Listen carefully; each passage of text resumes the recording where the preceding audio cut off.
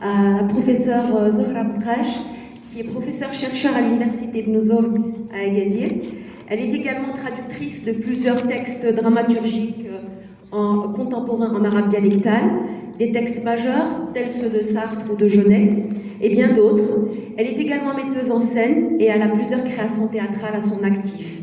La réflexion qu'on vient de partager sur l'indicible va trouver son écho, un écho particulier dans la question de la parole marginale que va aborder Madame Mkash et la question de la présence-absence qui vont être au cœur de son intervention.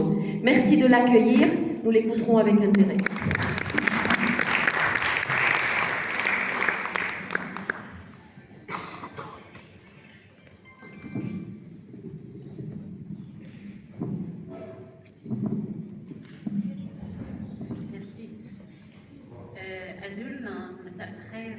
Bonsoir.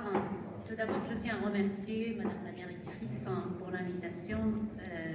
Merci infiniment. Je suis vraiment très heureuse d'être là parmi vous. Et merci à mes deux amis, Aïssam Yousfi et Mahmoud Chehdi.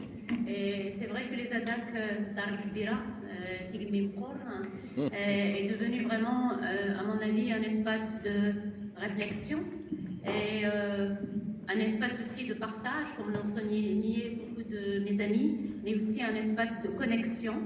Et je vous félicite pour cet événement qui est vraiment une fête théâtrale au sens plein du terme. Ma communication a pour titre « Là, sans y être », et vous allez comprendre pourquoi, la parole à la marge de soi. Je vais commencer par une question, vous allez comprendre après pourquoi. Existe-t-il un lieu plus radical de la marginalité que celui qui se trouve à l'intérieur de soi-même? Je voudrais commencer par cette question, non pour y répondre immédiatement, mais pour laisser son vertige faire son œuvre. Car c'est ce vertige-là que ma pièce, un texte que j'ai écrit dernièrement, Elle était là, c'est le titre de la pièce, explore. Non la marge géographique ou sociale au sens premier, mais la marge ontologique, le bord de soi, la frontière entre l'être et le non-être, entre la voix et le silence, entre ici et l'inconnu intérieur. Une femme, protagoniste de la pièce, son nom, son visage stable, internée dans une clinique psychiatrique après une tentative de suicide, tente de reconstruire ou de reconstituer les morceaux d'une conscience éclatée. Elle parle, ou plutôt des voix parlent en elle, à travers elle et malgré elle. À travers ce mélodrame, l'objectif est de dénoncer les abus d'une société, avec ses silences imposés, ces normes qui écrasent, ces institutions qui éteignent. Mais en le disant, en le décrivant, je sais aussi que cette dénonciation dépasse les frontières, car les murs que traverse mon personnage ne sont pas seulement ceux de la clinique, ils sont ceux que chaque femme connaît ici et ailleurs. La dramaturge belge Ville Verte l'a formulée avec une clarté saisissante. Je cite, « La plupart des écrivaines ne sont pas engagées dans la création en visant un but précis et primordial, être, c'est-à-dire sortir du non-être de leurs conditions, écrire pour exister, se donner une identité, s'affirmer, se réaliser, fin de citation. » C'est exactement cela, la parole pour mon personnage. La parole est une tentative de sortir du non-être. Je propose de lire ce texte, Elle était là, comme une dramaturgie de la parole marginale, non pas la parole sur la marche, mais la parole depuis la marche, depuis l'intérieur de ce qui est exclu, tu et enfermé. Mon intervention s'organisera, je ne sais pas est-ce que j'aurai le temps, mais je peux vous m'arrêter si je déborde. Elle s'organisera en 3 temps. D'abord, la clinique, c'est-à-dire l'espace, comme un espace de confiscation de la parole. Ensuite, la voix fragmentée et la question de l'identité plurielle.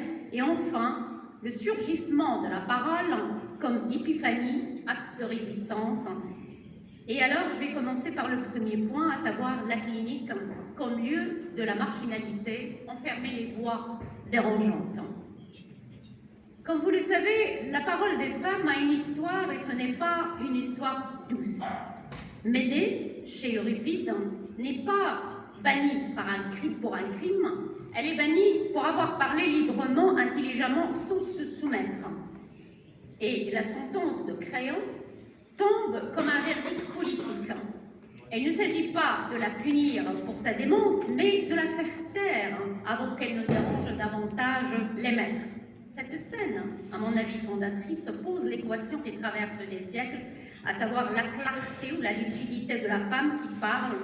Elle est toujours susceptible d'être requalifiée en folie par les gardiens du temple, ceux que cette parole menace. D'ailleurs, dans son discours de Rome, Lacan rappelle que toute parole appelle réponse, même si elle ne rencontre que silence pourvu qu'elle ait un auditeur. Mais dans mon monodrame, le silence n'est pas une réponse, il est plutôt une sentence. Et la clinique est l'institution qui transforme le sujet parlant en objet diagnostiqué, qui convertit un jeu, GE, en un cas. Et la femme, dans la pièce, elle était là, le formule avec une lucidité tranchante. Et je cite le passage, ce lieu, c'est-à-dire la clinique, ce lieu, ce service, c'est devenu un outil pratique. On y enterre les femmes gênantes, ce ne sont pas n'importe quelles femmes, non. Ce sont celles qui réfléchissent vite, qui voient clair, qui osent ouvrir la bouche. Et bien sûr, elles deviennent suspectes, elles dérangent. Alors on les déclare folles, on les ferme, on les fait taire.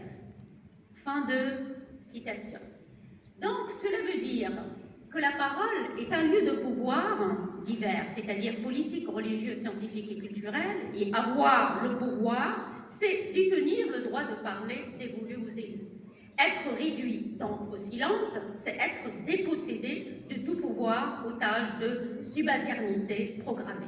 Et cette parole menaçante, parfois qualifiée de profanation, d'enchantement maléfique, de sorcière, voire de folle, cette parole a trouvé dans la clinique psychiatrique son instrument le plus moderne d'étouffement. Donc mon personnage n'est pas fou, il est gênant parce qu'il dérange les ordonnancements, la norme, et c'est précisément pour cela qu'on le fait taire. Michel Foucault, dans l'histoire de la folie à l'âge classique, a montré comment l'enfermement psychiatrique est une pratique sociale de normalisation. La folie est moins un état médical qu'une désignation infligée à ceux qui transgressent les normes. D'ailleurs, Goffman, dans son livre Asile, a théorisé ce processus à travers le concept d'institution totale. L'hôpital psychiatrique dépossède l'individu de son identité pour lui en substituer une autre, celle du malade, du fou, de l'exclu et donc du marginal. Alors la femme du monodrame en fait l'expérience dans sa chair, mais en même temps dans ses mots. Elle dit « déshabillé, ausculté, mesuré, palpé, plié, découpé du regard ». Fin de citation. Et la répétition nominale, c'est-à-dire le rythme haché de ces termes, leur progression du regard médical à la dissection symbolique, tout cela dit le dépouillement du sujet, sa réduction à un corps-objet, c'est-à-dire à un cas psychiatrique. C'est la marginalité au sens propre, c'est-à-dire être mis hors de l'humanité commune. Ce n'est point la maladie qui produit l'enfermement, c'est plutôt l'enfermement qui produit la maladie. Et d'ailleurs, Marguerite Duras, de son côté, a pensé cette association entre écriture féminine et folie en termes de transgression, et je cite Duras, elle, c'est-à-dire la femme, est beaucoup plus proche de la folie, du moment qu'elle est plus proche de toute transgression. Et fin de citation, elle est extraite des Parleuses. C'est-à-dire que la folie n'est pas un état pathologique, c'est plutôt une posture transgressive et le franchissement des limites imposées par un ordre social et symbolique et androcentrique. Alors, naître femme, c'est plutôt, là je souligne une certaine marginalité comme distinct qui est programmé. Pourquoi? Parce que la clinique n'est pas seulement un espace civique, c'est un territoire de bannissement, c'est une métaphore en quelque sorte, c'est le miroir grossissant d'une réalité sociale. Dans le fragment 4, parce que le texte se divise en 4 fragments, le personnage dévoile les raisons de son internement. Son mari l'a fait enfermer parce qu'elle refusait de lui donner un héritier mâle et parce qu'elle résistait et parce qu'elle savait. Donc il y a une certaine lucidité, si vous voulez, chez le personnage. Mais la pièce inscrit l'internement dans un continuum de violence ordinaire. Et je cite la femme, elle dit « Tout est prévu d'avance. Il faut s'habituer à la future vie domestique. Ménage, enfants, cuisine, ne pas être entendu, peu à peu ne plus s'écouter, parler toute seule, jambes qui flanchent, varices, dépression, cancer des ovaires, mort. » Cette litanie qui commence par la cuisine et finit par la mort est une cartographie de l'effacement. Pourquoi cartographie? Parce que le personnage a cessé de performer, si vous voulez, la norme, et c'est précisément ce qui la rend folle aux yeux de son entourage. La marginalité n'est pas un accident biographique, elle est une architecture sociale dans laquelle la femme est enfermée bien avant les murs de la clinique pour en faire l'objet irrécupérable de la fureur. Le deuxième point que je vais aborder, c'est la parole à la marge, et là on est devant des voix fragmentées et des identités plurielles. Si le lieu de la marginalité est la clinique, le lieu de la parole est plus intérieur encore. Si le sujet lui-même traversé, squatté, envahi par des voix qui ne lui appartiennent pas. La figure du cœur intérieur, centrale dans la pièce, dit la marginalité d'un genre nouveau. Non pas l'exclusion hors de la société, mais l'exclusion hors de soi-même. Et je cite le personnage, « Je transporte en moi tout un cœur de voix incapables de se taire, des voix discordantes. Elles réagissent en même temps. » Dans le fragment 1. On assiste, dès le premier paragraphe, à une performance stylistique de l'éclatement, tout comme dans le récit initial. Quand je dis le récit initial, parce que ce texte n'émane pas du néant, dans la mesure où il s'agit de plusieurs rencontres avec une femme que j'ai rencontrée dans l'hôpital psychiatrique à Innsbruck, dans les environs de Liège. Cette conscience brisée ne se dit pas seulement par le sens des mots, mais par la forme même du texte. L'éclatement de la syntaxe, les répétitions et les énumérations chaotiques sont la manifestation physique de ce chœur de voix qui déchire le langage habituel. Dès nos premières rencontres, la parole déconstruite de la femme m'a traversée. J'ai été fascinée par cette femme. Elle est là, dans la vie sociale, mais il n'y est jamais pleinement, jamais en son propre nom. D'ailleurs, dans le texte, elle n'a pas de nom. Jamais on a un lieu qui serait entièrement le sien. Sa parole est structurellement dépassée, étouffée par la loi du silence ou retournée contre elle-même dans le discours de l'autre. Elle parle à partir de ce qui l'arrange et sur ce qui l'arrange. Donc elle passe sans cesse d'un état émotionnel à un autre, et je me demandais, quand je l'écoutais, comment représenter toutes ces ruptures. Dans le monodrame, comment rendre visibles les différentes temporalités qu'elle traverse, car elle évolue dans une forme de réalité qui bascule dans ses souvenirs, ses fantasmes sans délire. C'est une femme sincère, soit lucide et prise de vérité, et pourtant enfermée dans des mensonges, jouant un rôle social, mariée à un homme qu'elle n'avait peut-être jamais aimé, trahie par celui-ci. C'est un chemin qui est vraiment très vertigineux. Alors je me posais des questions. S'agit-il d'une filure existentielle? La femme est fêlée, brisée avant l'heure, chacun en fonction de ses propres expériences comprendra ce drame différemment. Car le non-dit ou le sous-texte se situe sur plusieurs niveaux à la fois. Je voulais dans mon texte décrire cette faillite de l'existence. Et c'est précisément là que se joue la pièce, dans cet espace intime où l'on n'est jamais seul avec soi-même, parce que trop de voix ont envahi la demeure intérieure. Et je cite le personnage, Je ne suis rien de plus qu'une maison emplie d'ombres héritées. La femme n'est pas un sujet habité par ses propres désirs, elle est une demeure dont les pièces ont été occupées par d'autres. Ce cœur intérieur s'organise selon 3 modalités que la pièce déploie avec une précision saisissante. Il y a d'abord ce qu'on pourrait appeler une polyphonie de l'invasion. La conscience du personnage est présentée comme un territoire squatté, envahi par des voix qui ne lui appartiennent pas. Les figures du mari, de la mère, les normes de la société occupant l'espace intérieur et empêchant l'émergence d'un jeu autonome. Et il y a ensuite la simultanéité discordante de ces voix. Contrairement au dialogue classique... Pardon, chère Zahra, encore quelques minutes pour qu'on puisse être dans la bonne gestion du temps. Merci. Alors, je saute des passages et je vais à la conclusion. Alors, elle était là, la pièce est une dramaturgie de la parole marginale. Dans toute sa complexité, elle ne met pas en scène la marche comme un objet d'observation, elle la constitue comme un sujet parlant, comme territoire de temps d'énonciation et de dénonciation.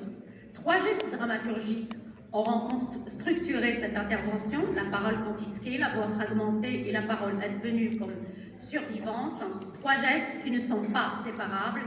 Ils se répondent, s'alimentent et se déchirent, car parler depuis la marge, ce n'est pas simplement refuser la séquestration, c'est affirmer contre tout ce qui a voulu réduire la femme au silence, que la parole lui appartienne, sienne par nécessité, expression d'une aliénable souveraineté, et Hélène Sixou l'avait formulé comme une injection, la pièce le montre comme un acte. Le corps se fait entendre, quelque chose éclate. Il reste une phrase peut-être la plus simple et la plus vertigineuse de la pièce, c'est fatigant d'être soi. Fatigant, oui, mais la pièce dit que c'est aussi la seule chose qui vaille, être soi depuis la marge, contre l'effacement, avec la voix qui reste. Ce théâtre n'est pas un théâtre de la représentation, c'est un théâtre de résonance, où la parole n'est pas un outil de communication, mais le lieu d'une lutte contre une conscience qui tente de se reconstruire et des voix qui la maintiennent non dans le non-être, et c'est précisément depuis la marche que la résonance est la plus forte. Merci.